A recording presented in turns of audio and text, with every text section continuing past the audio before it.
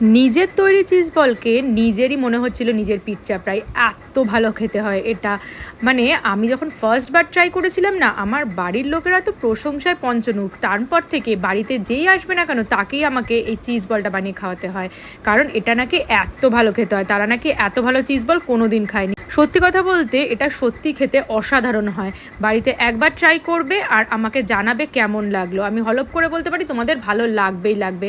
পেঁয়াজ, আদা, রসুন দিয়ে চিকেনটাকে ভালো করে পেস্ট করে নিয়েছি। এরপর এটার মধ্যে মিশিয়েছি কাঁচা লঙ্কা কুচি, ধনেপাতা কুচি, পেঁয়াজ কুচি, তার সাথে অরিগ্যানো, নুন, গোলমরিচ, তার সাথে আবার টমেটো সস আর একটু আলু সেদ্ধ। এরপর এটার মধ্যে আবার একটু ব্রেড ক্রামসও অ্যাড করে দিয়েছিলাম। কোটিংয়ের জন্য আমি এখানে ডিমের মধ্যে নুন, গোলমরিচ দিয়ে ফেটিয়ে রেখে দিয়েছিলাম। এরপরে পেস্ট করা মাংসটার মধ্যে চিজ ভরে সেটাকে বলের আকারে গড়ে প্রথমে ব্রেড ক্রামসে, তারপরে ডিমে, আবার একবার ব্রেড ক্রামসে ভালো করে মাখিয়ে নিয়ে ফ্রিজে 1 থেকে 1.5 ঘন্টা মতো স্টোর করে রাখতে পারো। তোমরা কিন্তু এটাকে মোটামুটি 15 দিন পর্যন্ত স্টোর করে রেখে দিতে পারবে ফ্রিজে। এরপরে মিডিয়াম টু লো ফ্লেমে ভেজে নিলে রেডি হয়ে যাবে চিকেন চিজ বল। জানিও কেমন লাগলো।